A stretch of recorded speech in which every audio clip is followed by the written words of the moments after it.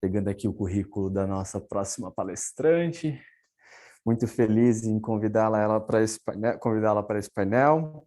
O nome dela é Bárbara. Ela representa a empresa Sanders. Eu vou ler um pouquinho do currículo dela. Ela possui graduação em Medicina Veterinária pela UFPR, tem mestrado na Université du Vergne, em Global Quality of European Livestock System. Ela mora na França há quase 3 anos e atualmente ela ocupa o cargo de técnico comercial de galinhas poedeiras da empresa Sanders. Bárbara, está nos ouvindo bem? Tô ouvindo bem, vocês estão me ouvindo? Estou sim. Muito bem-vinda. Primeira pergunta que eu quero te Obrigada. fazer, Bárbara. Quando que você vai me levar para morar aí na França? Estão convidados, podem vir, tem espaço aqui. Que bom. Fique com o tempo para você, tá? Pode compartilhar a tela caso você tenha. Sim. Eu só não sei se... Eu nunca usei o Zoom, então eu preciso que a gente utilize o Teams. Tranquilo. A gente vai Vocês te vão me ajudando aqui. dizer. Tá Tranquilo. certo? Estão Deu vendo? certo. Se você quiser colocar... Perfeito. Já tá. Só que essa não é a primeira. Esse aqui é o primeiro. Ótimo. Então, gente, posso começar? Tá aí. Pode começar sim. Então, gente, bom dia. Então, meu nome é Bárbara, né? E já fui apresentada. Eu vou explicar um pouquinho, então, de como funcionam as coisas aqui na França, como é o mercado de ovos aqui, como são feitas as produções. Eu já peço desculpa porque não tem acento nenhum no meus slides, isso me incomoda também, mas meu teclado aqui não permite, mas vai dar tudo certo. E também tem algumas coisas que talvez pareça repetitivo, porque eu nunca trabalhei com poedeiras no Brasil, então eu não sei o que é igual, o que é diferente, então não hesitem em colocar suas perguntas, acho que eles falaram para fazer no chat, enfim, isso aí é eles que vêm, mas não hesitem em me perguntar ou mesmo comentar, isso é igual no Brasil, isso não é igual. E bom, vamos lá. Eu vou começar um pouquinho só falando da empresa para vocês entenderem o que eu faço. Sanders, pelo que eu sei, eles também têm no Brasil, eu sei que eles têm uma filial no Brasil, mas eu não sei qual é a dimensão da Sanders no Brasil. Aqui na França, eu acho que é a maior empresa de alimentos, então a gente está aí presente na França inteira, e não é só de galinhas poedeiras, né, de todo o mundo animal, aí, de produção animal. Os ruminantes são sempre, né, o que mais está presente. E aqui também tem um mercado mais representativo do que no Brasil, por exemplo, de coelho, né? Eu não traduzi, o resto dos slides não estão em francês, tá? Mas aqui, como tem os desenhos, eu não traduzi.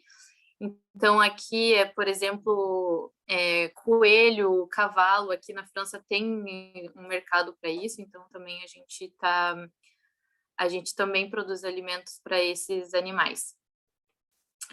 Então, eu trabalho aqui no Grand Est, né, no nordeste da França, ali à direita de Paris, só para vocês terem uma noção. Mas, para quem não lembra, a França não é um país muito grande, tá, gente? Cabe umas 5 Franças, 5 ou 6 Franças no Brasil. Então, não é a mesma escala de produção. Assim, acho que não é em nenhum nível de produção animal é a mesma escala do Brasil. Então, falar um pouquinho, né, de como é organizado o mercado de ovos. Eu vou falar aqui da França e a gente tem uma ideia, né, de União Europeia, o que é verdade, porque eles têm um livre comércio de tudo, porém a legislação não é exatamente a mesma para todo mundo. Então, aqui, quando for União Europeia, eu vou falar, mas normalmente o que eu estou falando é de França, porque muda, e eles têm, sim, competição entre eles. Vou até dar uma pincelada nesse assunto. Então, começando pelo mais importante, né? Como são os métodos que os produtores vão ser remunerados. Então, tem dois métodos que eles vão de remuneração aqui. O primeiro são produtores contratualizados. Então, o criador, o produtor de galinhas, ele tem as galinhas dele, ele escolhe a genética, ele escolhe o alimento, ele escolhe tudo, ele paga tudo, e ele só tem um contrato com uma empresa que vai buscar os ovos todos os dias, a cada 2 dias, depende da produção, vai colocar esses ovos na embalagem, né? Vai selecionar em pequeno, médio, grande, que também vai variar aí a remuneração, e vai pagar para o produtor o tanto de ovos que ele produziu e o tanto que também vão para a pasteurização, né? Que aí é pago muito menos. Então, ele pode ser pago pela quantidade de ovos ou pelo peso dos ovos. Então, aí, quando é peso dos ovos, né, o produtor vai querer fazer um ovo super grande, porque ele é pago pela massa dos ovos. E pela cor.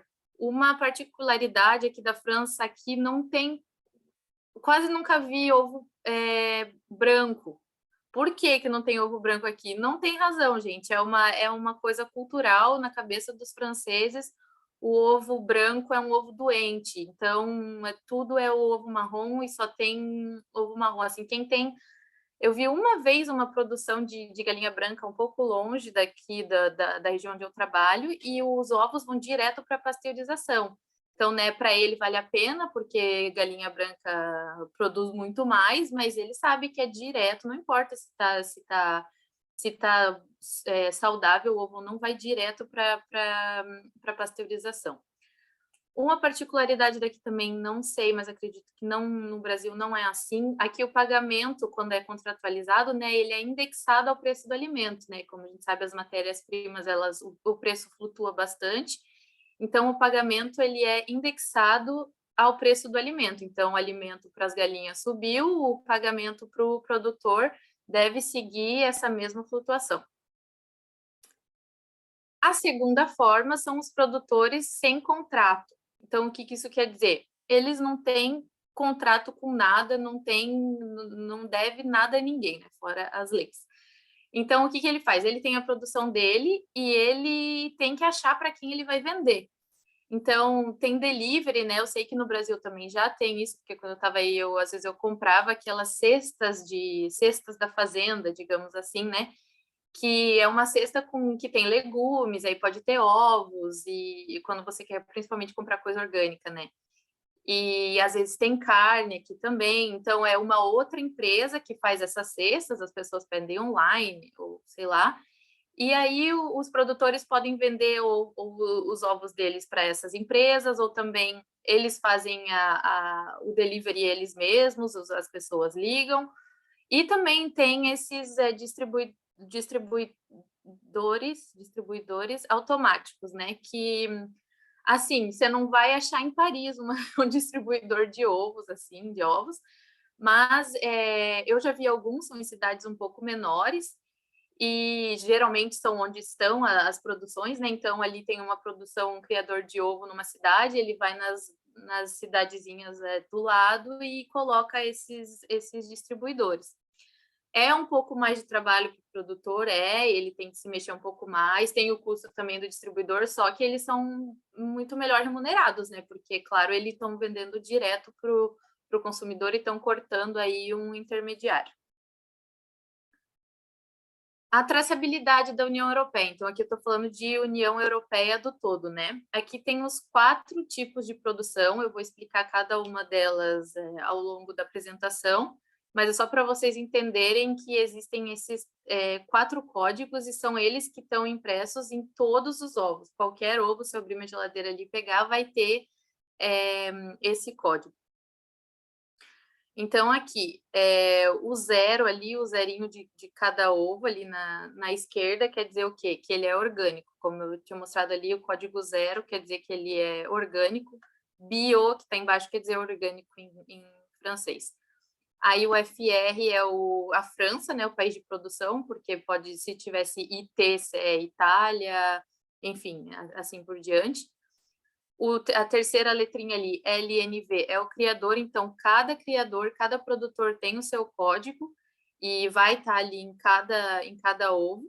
E os 2 últimos números são o galpão, né? porque numa exploração pode ter mais do que um galpão, então tem que ter essa traçabilidade também. E aí a DCR é a data recomendada de consumação, então é um pouco a data de validade. Então, vou explicar um pouquinho, né, dos 4 métodos aí que estão presentes aqui na França. O primeiro código é o código 0, orgânicos. A primeira informação, máximo 3.000 galinhas por prédio. Por que eu já coloquei um ponto de exclamação? Porque é o que está na lei, porém não é bem assim que as coisas ocorrem. Máximo 3 galinhas por prédio, mas se você tiver uma divisão entre os lotes, você pode colocar até 4 vezes 3.000. Então, você pode colocar até 4 vezes, você pode colocar até 12.000 galinhas, mas elas têm que estar separadas, né, por grades, enfim. Tem que ter o lote máximo de 3.000 no orgânico. Aí faz aí 30 dias que a gente tem uma nova regulamentação, uma nova lei no orgânico. Então, no Brasil também não me corrijam, aí eu não sei como é que é a produção orgânica de ovo, se a alimentação dos animais já é 100% orgânica. Aqui na França era 95% orgânica e os 5% você podia colocar matéria não orgânica, justamente pelo aporte proteico, né? A partir lá de agora, 1º de janeiro, é 100% orgânico, então para o aporte proteico fica bem complicado e teve um sobrecusto aí bem significativo que eu vou mostrar para vocês no final. Então, o ovo orgânico, que já é uma coisa cara, acabou ficando significativamente mais caro aí. Então, são 6 galinhas por metro quadrado no prédio, né? É o mínimo, sempre é o mínimo, e 4 metros quadrados por galinha de espaço ao ar livre, dos quais as galinhas têm que ter acesso todos os dias. O que eu coloco aqui como que podem ser algumas coisas mais complicadas, né, com esse tipo com os orgânicos? Aqui na França é um mercado que está extremamente saturado. Nos últimos anos teve um boom de orgânico, todo mundo queria comer bem, ninguém, né, não queremos agrotóxicos, foi uma coisa assim, e principalmente na primeira onda do Covid, todo mundo ficou com essa coisa aqui de meu Deus, a vida, né? Então, enfim, queremos comer melhor, queremos comer com mais. A gente quer saber de onde vem, a gente quer saber o que está botando no prato, e aí teve um boom de todos os criadores, né, se colocaram para fazer orgânico, e depois deu uma relaxada nessa onda, o Covid meio que passou, a galera voltou a comer, não ligar tanto para isso, e o mercado acabou ficando muito saturado. Então, é uma produção aí que está um pouco tensa. O preço elevado da matéria-prima, como eu falei, o alimento orgânico está muito caro e, né, representa aí em torno de 60% de qualquer produção. Então, quando o alimento sobe, realmente é um ponto crítico. Problemas sanitários eu coloco assim em interrogação, por quê? A gente, né, pode pensar, é produção orgânica, se der algum problema sanitário, não vou poder colocar antibiótico, não vou poder colocar isso e aquilo. Não vai. Mas, assim, isso está muito ligado, né, ao básico de como criar animais, de como trabalhar, porque eu não vejo, assim, não é que não existe, claro que existe, mas eu não vejo os problemas sanitários serem tão mais graves nas explorações orgânicas, porque é tudo do básico de boas práticas, né? É lavar a mão antes de entrar, é colocar a botinha, é prender o cabelo, é ter o macacão, e saiu, deixou tudo lá, joga as botinhas no lixo, né? As de plástico. Então, assim, é o básico que conta. E não acho assim que seja algo extremamente preocupante se você domina ali o fácil, né? Aí não precisa gastar com veterinário, enfim, com remédios depois. O código 1, ao ar livre.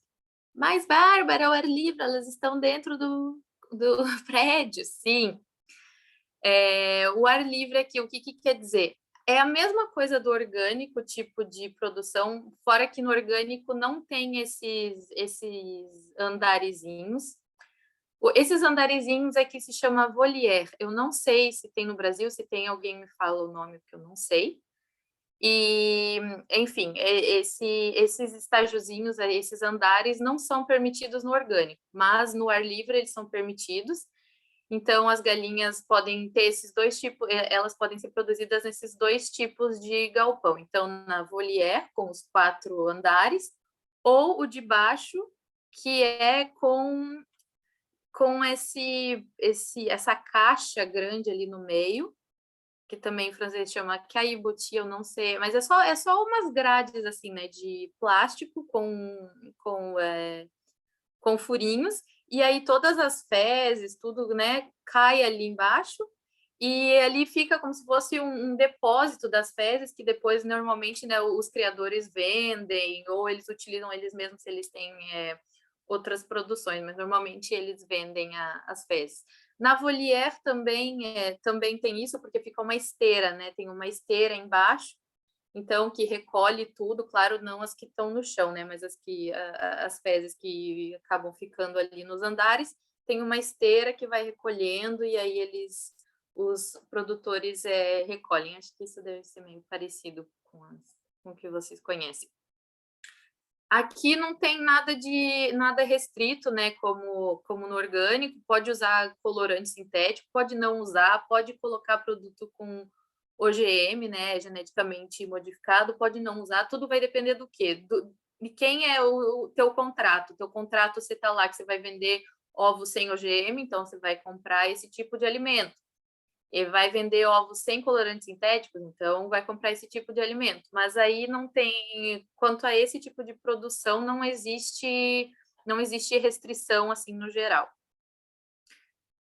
O que poderia ser os problemas, né? Essas galinhas, elas são ar livre, até tem uma fotinha aqui, elas saem, né? Igual as do orgânico. Elas saem, elas têm que ter o percurso delas ali fora, obrigatório todos os dias. Porém, aqui na França já é o 2º ano que nós estamos com surto de gripe aviária, agora no inverno. Então, as galinhas estão confinadas, sim, igual a gente no Covid. Então, o que está acontecendo? Elas estão ar livre, elas são vendidas como ovos de ar livre, que é mais caro do que as solo, que eu vou mostrar para depois, porém elas não estão saindo, elas não saem, não vê a luz do dia, inclusive se sair, leva multa, né, se a fiscalização pegar, porque por conta da gripe aviária aí que é trazida pelas aves migratórias, né, é um grande problema, e quando tem gripe aviária é o lote inteiro que vai para o bege, então tem que tomar muito cuidado. O custo da volière, que é esses andarezinhos, né, é um custo alto no começo, como vocês podem ver, é uma aparelhagem ali densa, mas é algo que também se rentabiliza ao longo do tempo, né? Porque você coloca mais galinhas no mesmo espaço que, por exemplo, se não tivesse. Então, é porque ali a volière, ela conta como espaço utilizável, né? Então, você pode colocar mais animais. O código 1 ar livre tem uma ramificação também, chama Label Rouge, que é uma marca de qualidade, um selo de qualidade. Então, eu coloquei só algumas regras aqui do que eles têm, por exemplo, máximo 2 prédios de 6.000 poedeiras. Se for fazer um terceiro, já não pode ser Label Rouge. Eles têm várias regras e é um ovo que também fica com um preço bem mais elevado para o consumidor, assim, mais ou menos o preço do orgânico. Então, eles têm várias interdições, não pode usar colorante sintético, os ovos têm que ser coletados mínimo 2 vezes por dia, tem um organismo certificador que vai fazer vários testes, né, para ver se a gema está na coloração certa, se está com uma boa qualidade de casca. Enfim, tem até, e dentro do Label Rouge, tem o Label Rouge Fermier, que aí os criadores, eles têm que recolher na mão os ovos. Então, eu tenho alguns criadores que eu cuido, né, que tem esse tipo de produção, e é muito mais trabalho. Então, assim, eles têm, assim, 1.500 galinhas, né? Nada enorme, assim, acho que uns máximos 3.000, assim, eu vi, porque eles têm que recolher na mão os ovos. E aí é tudo em madeira, né? Nada é automatizado. Então, o problema sanitário aí sim pode ser um pouco mais complicado por causa de piolho, que fica no pescoço, enfim, é um pouquinho mais complicado, dá um pouco mais de trabalho para o criador, mas é uma escolha, né? Eles são remunerados melhor também a cada ovo. Enfim, já comentei. Aí o código 2 é o solo. O código 2 solo, para o que eu falei do ar livre, o que vai mudar dentro do galpão? Nada, não vai mudar nada dentro do galpão. Eles ainda podem usar a volière, então com 4 andares, o caillebotis, isso vai depender do que o produtor quer para ele, né? Cada tipo de produção aí tem seus prós e seus contras. Depois, se vocês quiserem, posso comentar um pouco mais. E aí o que acontece? Elas não vão sair pro, não tem uma portinha ali para elas saírem, né? Nunca. Então elas são livres, mas dentro do galpão. Então agora que as do ar livre estão confinadas e não saem, qual que é a diferença delas para a do solo? Nenhuma. Só que as do ar livre estão sendo melhor remuneradas, um pouquinho, né? Melhor remuneradas, e as do solo ainda são vendidas como solo. É assim que é a denominação.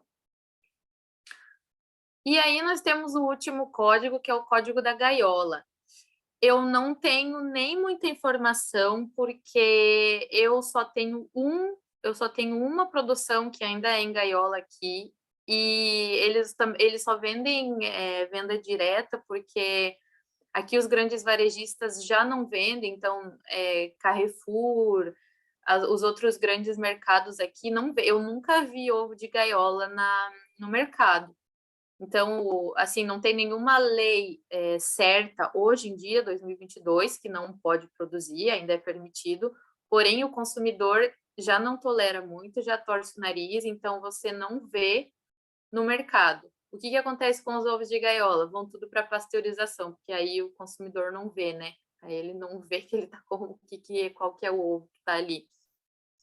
Então, aí tem uma lei que pretende proibir até 2027, né, todo e qualquer uso de gaiola. Mas assim, a cada ano já diminui drasticamente a quantidade de produção em gaiola. E aí os criadores que têm ovo em gaiola, normalmente eles fazem a volière, porque daí eles conseguem aproveitar a aparelhagem que eles já possuíam, né? E o engraçado é que o meu único produtor que vende ovos em gaiola, ele está do ladinho da Alemanha, né? Não mora muito longe da Alemanha. E ele vende maioria para os alemães, e na Alemanha é ainda mais restrito, assim, com ovo de gaiola, e ele vende muito para os alemães. Eu acho que eles acabam achando mais barato, eu não sei, eu acho até curioso, assim, que ele acaba vendendo muito para os alemães, da produção dele. Vou comentar, então, aqui de 2 novidades da legislação aqui, que daqui a uns anos também deve chegar a afetar o Brasil, né? Se é que vocês estão mais por dentro aí da legislação daí. 2023, então, 1º de janeiro de 2023, a ovossexagem vai ser obrigatória em todos os incubatórios. Era para ser em 2022, com o Covid eles acabaram repulsando isso aí, né? E acabou ficando para 2023. Então, não vai mais poder matar os machos, né? No negócio lá do...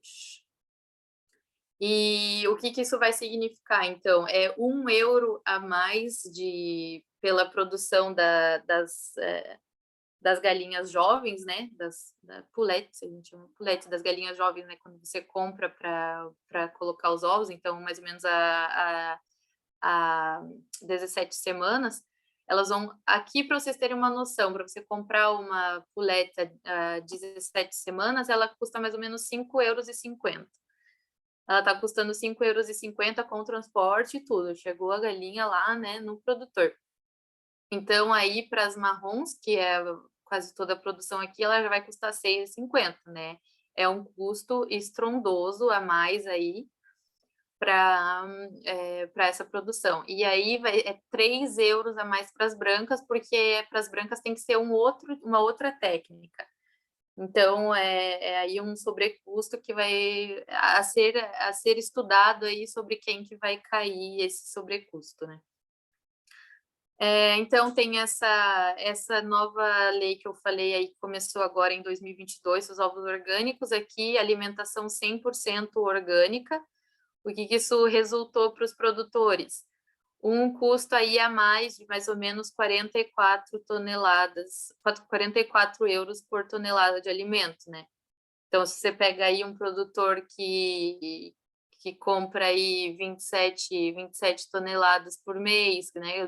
Normal, assim, uma produção boa, é um custo astronômico, né? Eu só peço assim, gente, que vocês não façam a conversão, né? Não dá para fazer conversão do euro para o real, porque, enfim, não dá para fazer isso, senão aí a gente se mata todo mundo, porque aqui tem que lembrar, eles ganham em euro, eles gastam em euro, né? Mas só para vocês terem uma noção assim do sobrecusto. Tem uma outra, vocês falando ali de bem-estar nas palavras da criação sem gaiolas, e eu lembrei de uma outra lei também que saiu agora no começo do ano, esqueci de pôr aqui, que todas as criações agora, todos os, enfim, as explorações, elas vão ter que ter um responsável bem-estar. Então, os produtores podem ser eles mesmos, mas aí eles têm que passar por uma formação, fazer um curso lá. Então, todo mundo agora está tendo que passar por esse aprendizado, porque é muito forte essa pressão do consumidor aqui, que eles querem ter certeza que não do que eles estão comendo, de como as galinhas estão sendo, como os animais estão sendo tratados, enfim, uma coisa aí também a mais que eu não tinha colocado. Aqui eu só coloquei para finalizar uma tabelinha comparativa, né, dos 4 sistemas.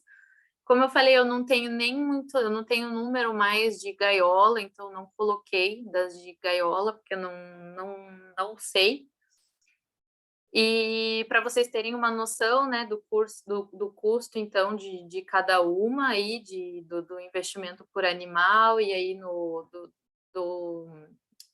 como eu falei, o Label Rouge e do orgânico, né, que tem um custo mais elevado, mas também tem a remuneração aí que é mais elevado no final. É uma ideia, tá, pessoal? Porque vai mudar de quem é a empresa que está recolhendo os ovos, vai mudar se é venda direta, se é com OGM, sem OGM, se é com colorante sintético, sem colorante sintético, enfim. Mas para vocês terem uma ideia do que esperar de cada um. Bom, era isso que eu tinha para falar para vocês. Eu não sei onde que veio agora as questões.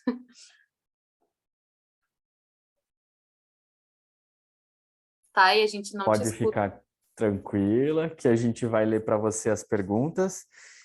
Quero chamar mais uma vez as pessoas que quiserem abrir seus microfones, fazer as perguntas de forma ao vivo, tá? A gente quer que vocês tenham a oportunidade de interagir, até para Bárbara lembrar um pouquinho do nosso sotaque diferenciado de cada estado, cada cidade do Brasil.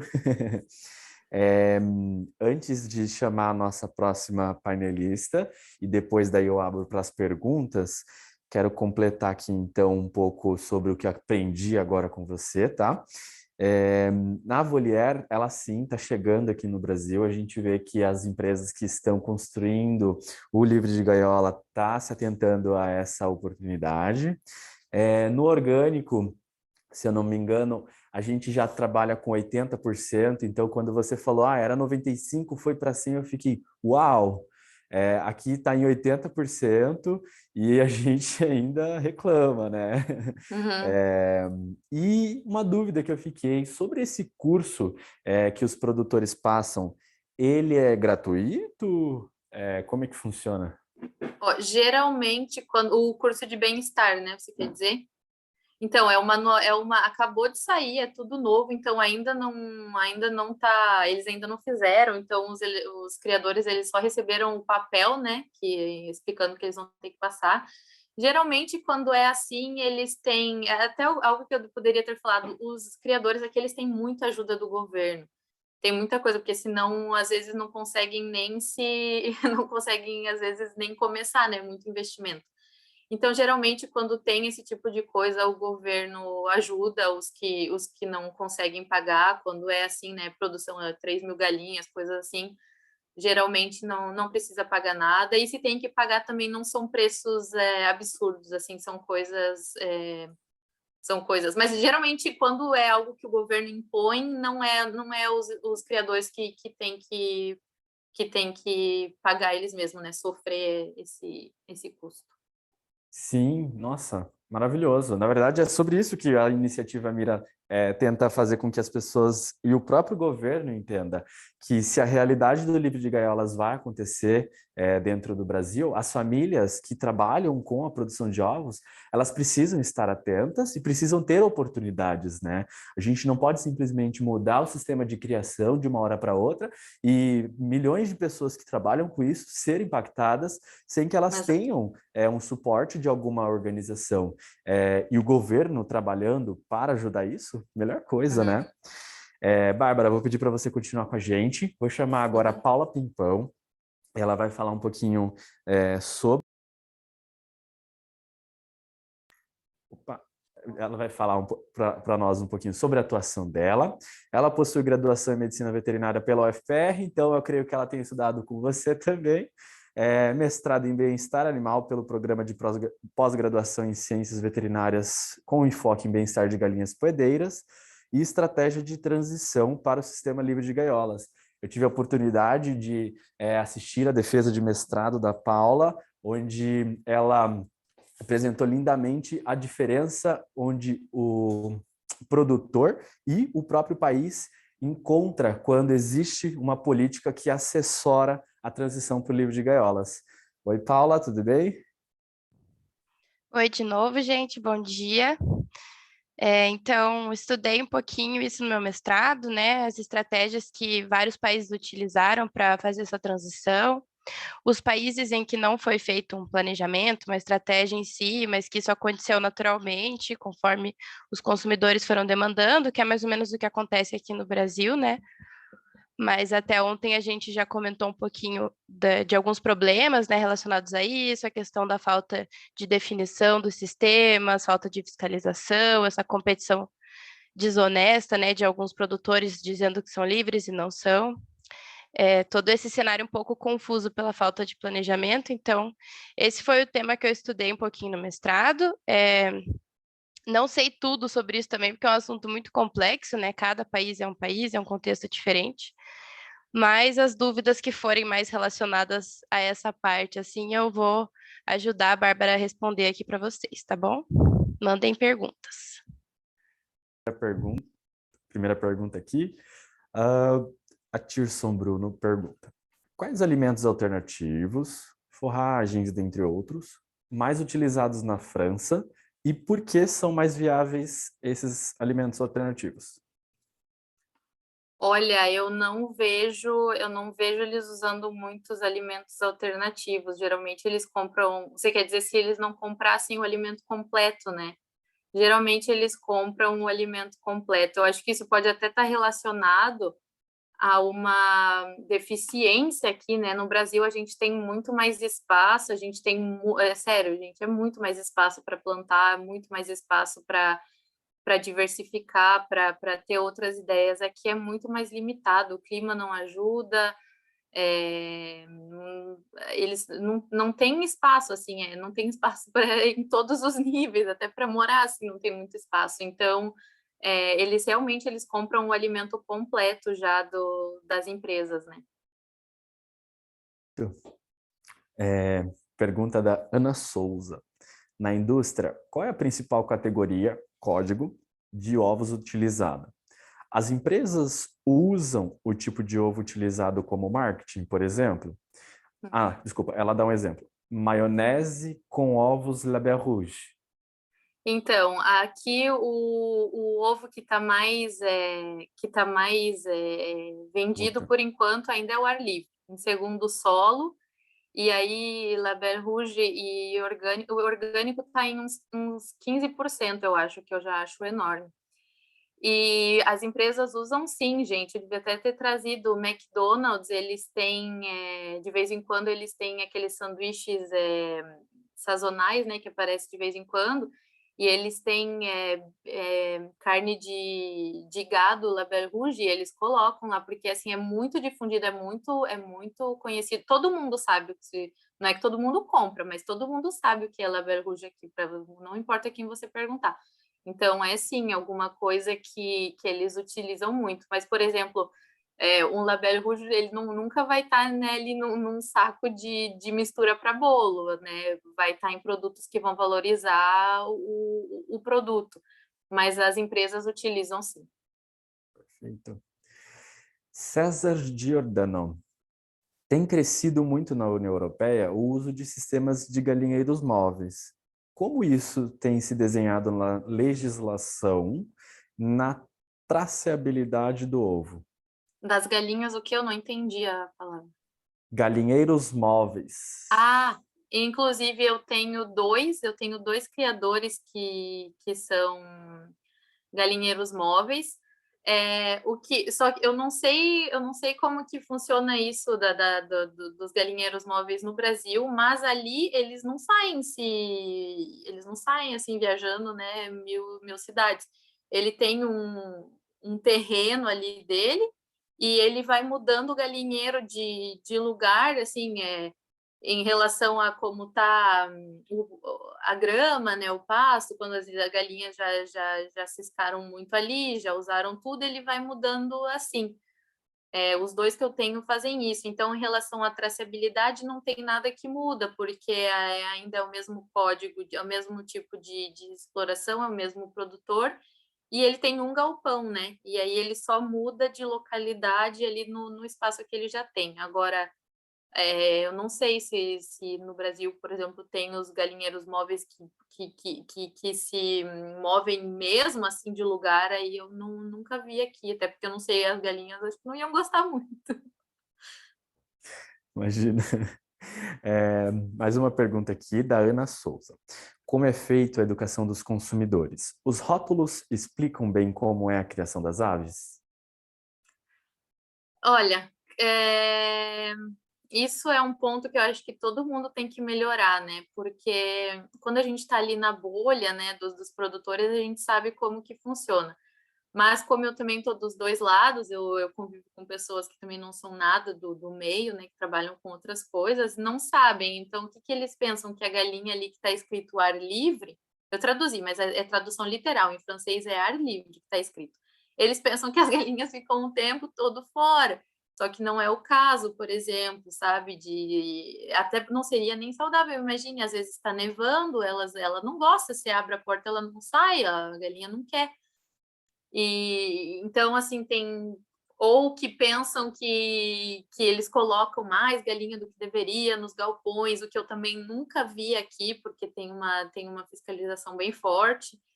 Então, assim, em nível educação dos consumidores, eu acho que tem muito ainda para ser melhorado. Outra coisa que eu poderia ter falado também, aqui na França tem muitas organizações, eu não sei se é uma ONG, poderia dizer assim, mas tem organizações muito radicais, não sei se radicais também, não quero ofender ninguém, gente, mas assim, organizações de veganos que são têm convicções muito fortes. Então, tem uma organização aqui que se chama L214, que eles invadem criação e tiram foto. Então, quando tem coisas aberrantes, eles mostram e é escrachado, todo mundo conhece assim essa organização.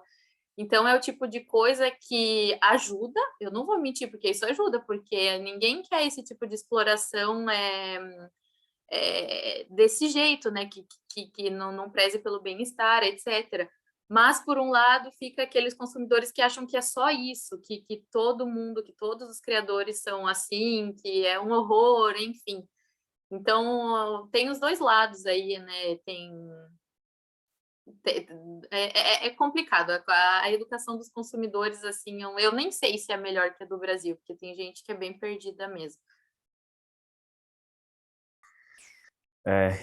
Inclusive, eu quero aproveitar essa oportunidade para dizer que nós somos uma ONG, nós somos uma organização não governamental e nós estamos aqui tentando construir pontes, né?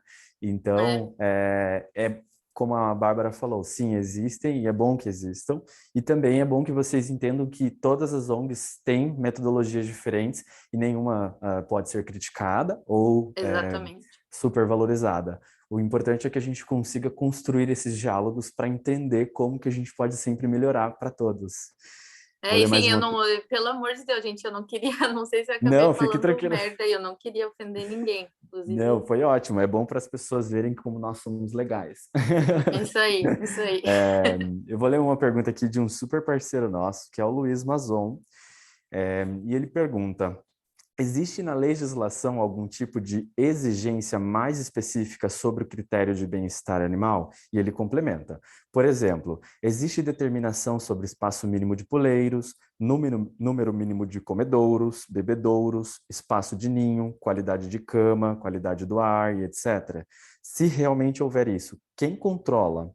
Existe algum organismo externo, governo ou certificadora que deve verificar se o produtor cumpre? Bastante pergunta. Se quiser ir por Então, partes, a gente vai indo. sim, tem leis sobre isso e tem quem controla também. Não tem sobre todos esses pontos que você falou, por exemplo, mínimo de comedouros, mínimo de bebedouros, isso tem, porque dependendo de quantas galinhas você tem e de qual é o tipo, né? Quando é comedouro em redondo, eu não sei como fala.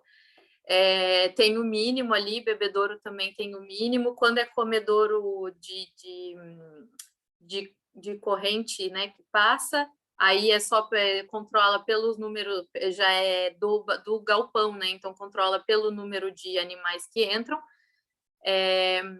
Qualidade da cama, isso eu não estou atualizada, não sei se tem, se até seria talvez um pouco difícil de controlar.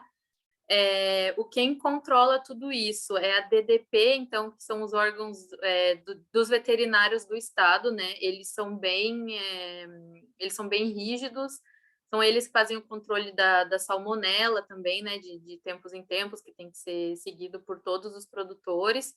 E também aí, como, por exemplo, do Label Rouge, tem os organismos particulares, né, que também vão certificar todas as regras que eles têm que seguir. Então, aí eu diria a DDPP, que é os veterinários do governo para todo mundo, né, e os que estão sob o Label Rouge tem mais esse adendo. Não sei se faltou alguma pergunta. Qualidade do ar, sabe alguma coisa? A qualidade do ar, a gente tem alguns aparelhos. Eu também não sei se tem lei. Eu, como técnica, né, eu vou e eu faço controle. A gente tem também controle de monóxido de carbono, ou tem, por causa da amônia, né? A amônia na produção de poedeiras é muito forte. Mas geralmente assim os criadores eles tomam muito cuidado porque com amônia as galinhas começam a ficar cega, né? Pode ficar cega e ficou cega, depois eles não são pagos, quando querem vender as galinhas, né? Então, justamente por essa questão de bem-estar, eles tomam... E o amônio você sente, né? Então, quando eu entro num galpão, eu já sinto, às vezes o criador está lá todo dia, acaba já não sentindo. Então, eu entro, eu já falo, ó, tem que abrir um pouco mais a ventilação, que a amônia tá pegando. Então, é mais assim nesse sentido de todos os dias, mas eu não sei dizer se tem uma lei em relação a isso. Perfeito.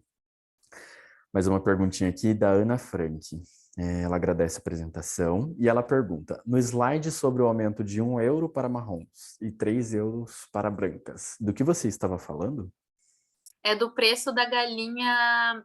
Eu também não sei se é assim que funciona no Brasil. Na França, tem 2 criadores das galinhas poedeiras. Um que vai criar ela de zero ali, de 0 dias até 17 semanas, mais ou menos, que a gente chama de poulette. E aí, ela ainda não está colocando ovo, né?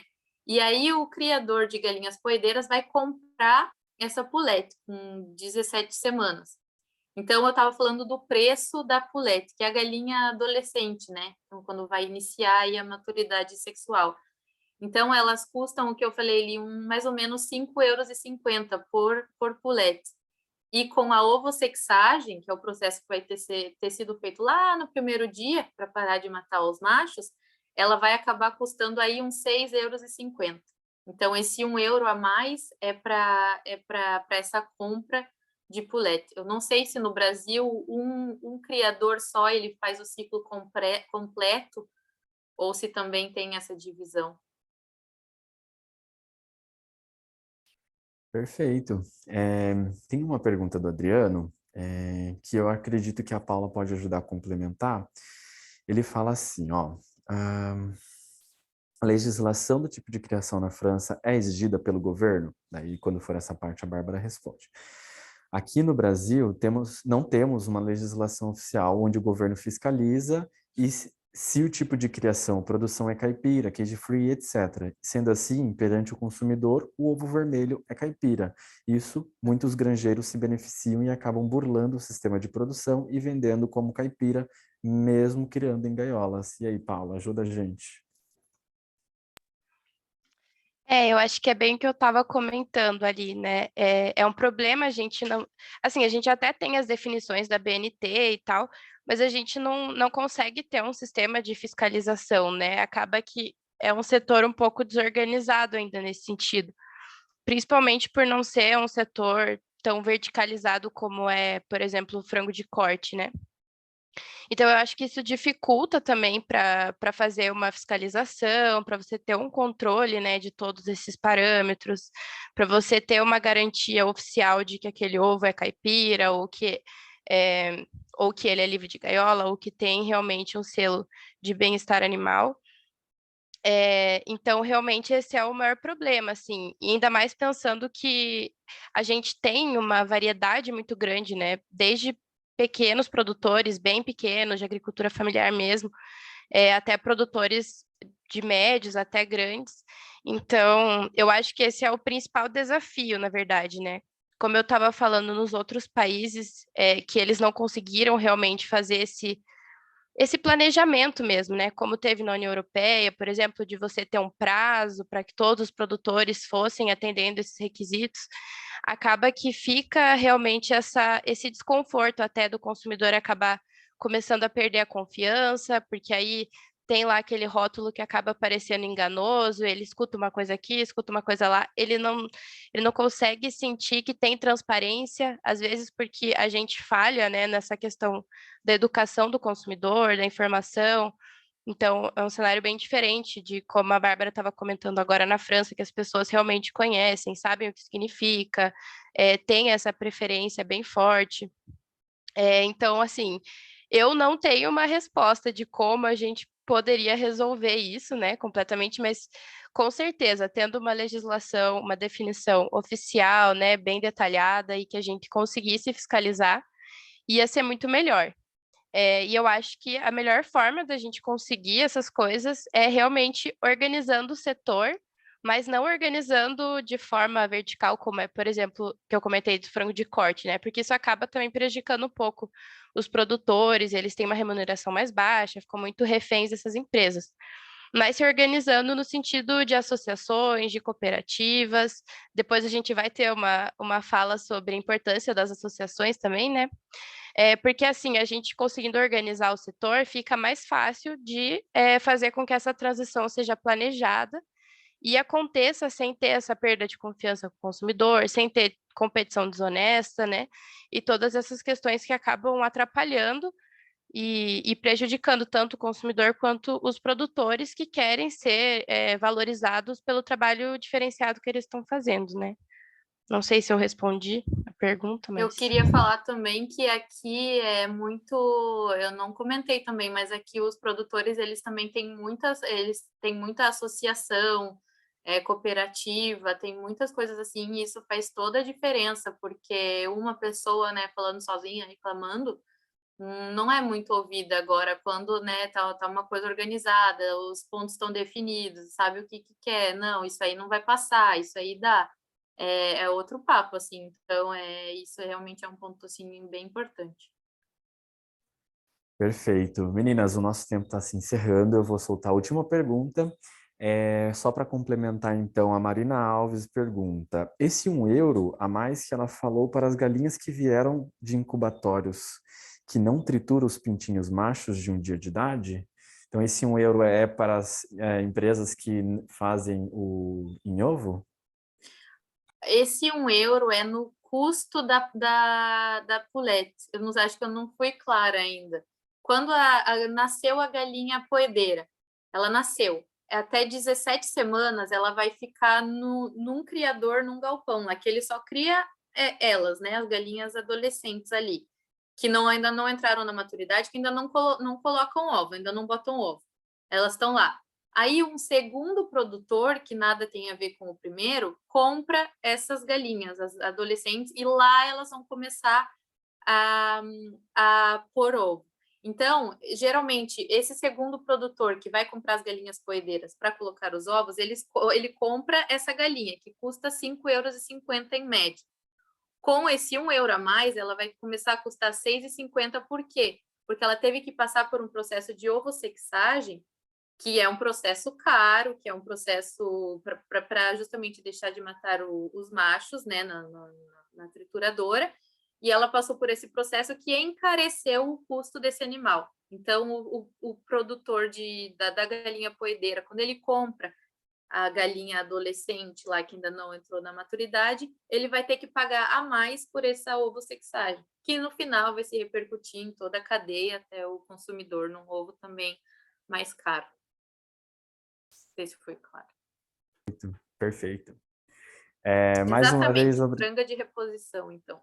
Desculpa? Desculpa, Thay. Não, tranquilo, pode falar de novo.